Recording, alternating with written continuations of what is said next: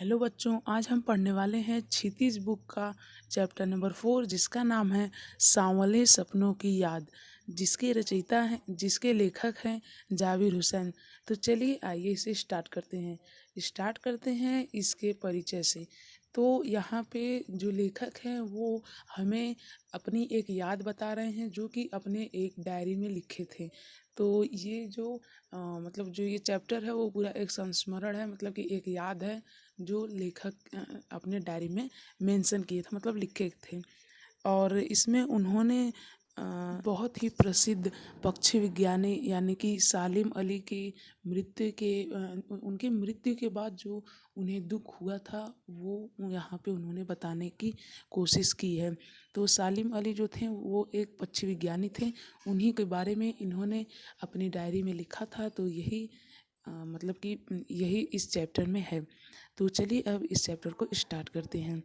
तो जो यहाँ पे उन्होंने कहने की कोशिश की है वो है कि वो उनके लास्ट में, मतलब जो उनका अंतिम चरण था जीवन का, उसके बारे में बता रहे हैं। वो बता रहे हैं कि जब उनकी अंतिम शव यात्रा थी वो हर मनुष्य से भिन्न थी। और जब जब उनकी मृत्यु हुई तो कई लोग उन्हें जिंदा करने, मतलब कि फिर से जीवन प्रदान करने की चाह में थे, फिर भी वो उन्हें जिंदा नहीं कर पा रहे थे। क्योंकि जिस प्रकार से एक मरा हुआ पक्षी फिर से किसी भी हालत में फिर से जिंदा नहीं हो सकता है, उसी प्रकार से वे भी जिंदा फिर से नहीं हो सकते हैं। तो यहाँ पे ये लेखक ने कहने की कोशिश की है।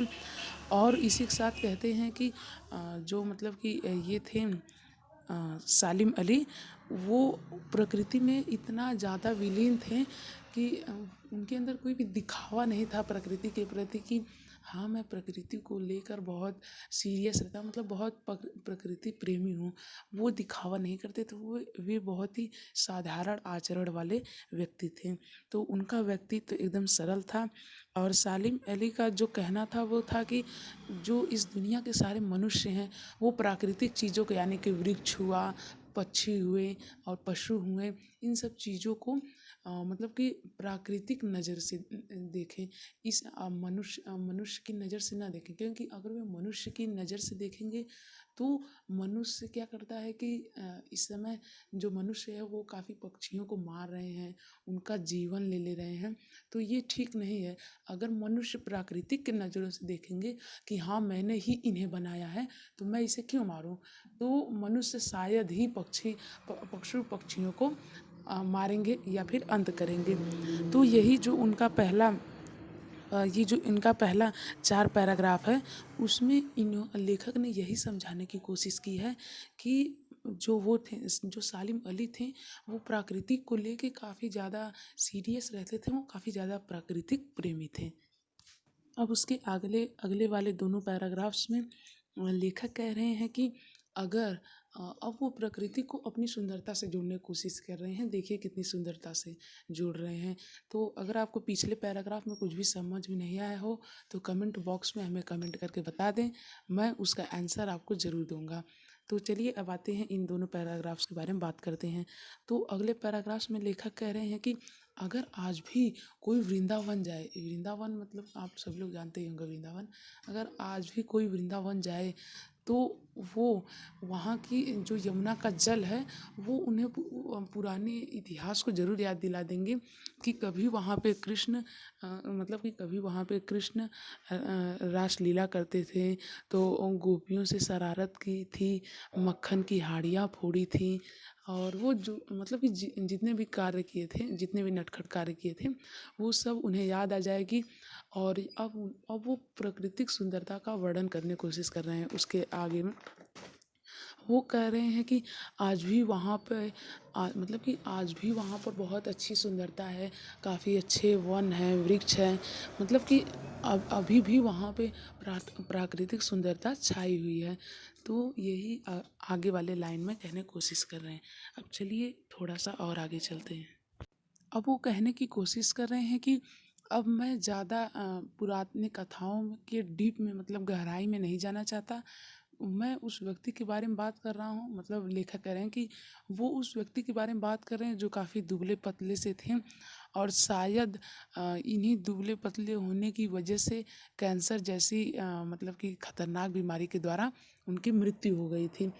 अब वो कहते हैं कि लेकिन अंतिम समय तक उनकी आँखों से वह रोशनी छीनने में सफल नहीं हुई जो पक्षियों की तलाश और उनकी हिफाजत के प्रति समर्पित थी। मतलब कि अब मतलब कि जब उनका लास्ट टाइम आया तो भी उनसे प्राकृतिक जो थी वो रोशनी जो उनकी आँखों की थी वो छीनने में मतलब कि हिचकिचा रही थी। वो ये कहना चाहते हैं, लेखक ये कहना चाहते हैं कि मतलब कि जो प्राकृतिक है वो उनकी आँखों से रोशनी छीनने से हिचकिचा रही थी, क्योंकि ये वही आँखें हैं जो बिना दूरबीन के दूर दूर तक पक्षियों को देखकर पहचान लेते थे। तो उस समय प्राकृतिक भी दुखी थी, यही मतलब कि लेखक कहना चाह रहे हैं। तो चलिए अब हम आते हैं अगले तीनों पैराग्राफ्स में।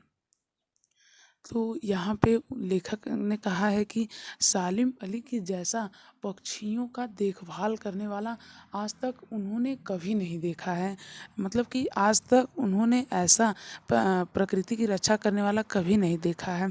और वो कहते हैं कि जो उनकी आँखें थी वो दूर दूर तक पक्षियों को देखकर पहचान लेती थीं और उनकी जो आँखें थी वो इतनी मजबूत थी कि वो दूर तक अगर मान लीजिए कोई पक्षी है उड़ रहा है तो वो उस पक्षी की जाति को भी पहचान लेती थी। अब अब उन्होंने आगे कहा है कि अब वो कहते हैं कि मतलब कि जब वो इस अपने संसार को बना रहे थे, चिड़ियों की देखभाल करने के लिए अपने जीवन को व्यतीत कर रहे थे, अपने फ्यूचर को बना रहे थे, अपने भविष्य को बना रहे थे, तब उनके भविष्य निर्माण में उनकी एक सहपाठी थी जिनका नाम था तहमीना। सहपाठी के साथ साथ वो उनकी जीवन साथी भी थी, उन्होंने भी उनकी बहुत मदद की। तो जो अनुभवी सालिम अली थे वो तत्कालीन प्रधानमंत्री को एक सूचना देते हैं और उस समय जो प्रधानमंत्री होते हैं वो चरण सिंह होते हैं।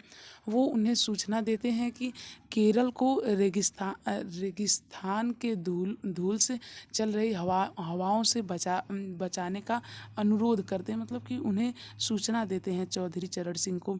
तब अब लेखक कहते हैं कि अब जब ना तो चौधरी चरण सिंह हैं ना ही सालिम अली हैं, तब इस कठिन समय में इस प्रकृति का रक्षा कौन करेगा। मतलब कि अब ये दोनों में से कोई भी नहीं है तो प्रकृति इस समय एक अनाथ हो गई है। अब उसका रक्षा कौन करेगा। अब जितने भी समस्त मनुष्य हैं, अक्सर लोग तो क्या पक्षी का शिकार करते हैं या फिर पशुओं का शिकार करते हैं, तो प्रकृति की रक्षा कौन करेगा, यही लेखक कह रहे हैं। तो अगर अब आपको इस पैराग्राफ में कोई भी दिक्कत हो तो कमेंट बॉक्स में कमेंट कर दीजिए, मैं आपका आंसर ज़रूर दे दूँगा। तो चलिए अब और आगे बढ़ते हैं लास्ट पैराग्राफ्स की तरफ।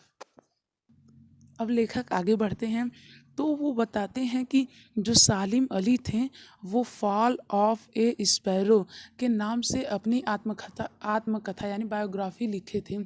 तो उसे पढ़कर भी कोई उनके बारे में अच्छे से जान सकता है। फिर वो कहते हैं कि अब वो अगर प्रकृति के बारे में बात ही कर रहे हैं तो उन्हें एक और बात याद आ जाती है कि एक D.H. लॉरेंस नाम के व्यक्ति रहे हैं जिनकी मृत्यु जिनकी मृत्यु के बाद मतलब जो उनकी मृत्यु हो जाती है तो उसके बाद जो मीडिया वाले होते हैं या फिर जो पत्रकार होते हैं वो उनकी पत्नी फ्रीडा लॉरेंस से उनके विषय में कुछ लिखने को कहते हैं, ताकि पूरी दुनिया को या फिर मतलब कि सभी को, समस्त मनुष्य को उनके बारे में कुछ पता चले।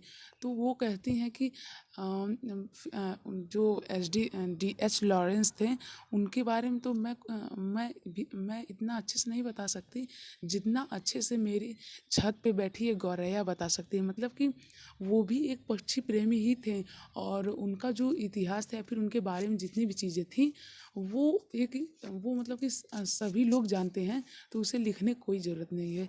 तो उनकी पत्नी का यही कहने का तात्पर्य था। तो यहाँ पे भी उन्होंने प्राकृतिक से एक तुलना की है। तो चलिए अब थोड़ा सा और आगे चलते हैं। अब उन्होंने बताया है कि सालिम अली पक्षियों के माध्यम से जो नए नए रास्ते थे वो भी खोजते थे। और उन्हें अब बात आती है कि वो पक्षी प्रेमी कैसे बने। तो एक बार वो फ्लाइंग गन चला रहे थे, तो उससे एक बार एक पक्षी जो थी उसे चोट लग गई और वो ज़मीन पे आके गिर पड़ी। तो उस पर दया आ गई सालिम अली को, और उन्होंने उस पर दया करके उसकी मरहम पट्टी की, मतलब उसकी अच्छी देखभाल की। और तभी से वो जानवरों को पालने पोसने लगे, और तभी से वो एक पक्षी प्रेमी बन गए। तो बच्चों, उम्मीद करता हूँ आपको ये चैप्टर अच्छे से समझ में आया होगा। अगर नहीं समझ में आया या फिर अगर आपको कोई भी डाउट है तो आप हमें कमेंट बॉक्स में कमेंट करके बता दीजिए। और अगर वीडियो अच्छी लगी हो तो ज़रूर इसे लाइक करें और हमारे चैनल को सब्सक्राइब करना ना भूलें। Thank you. जय हिंद, जय भारत।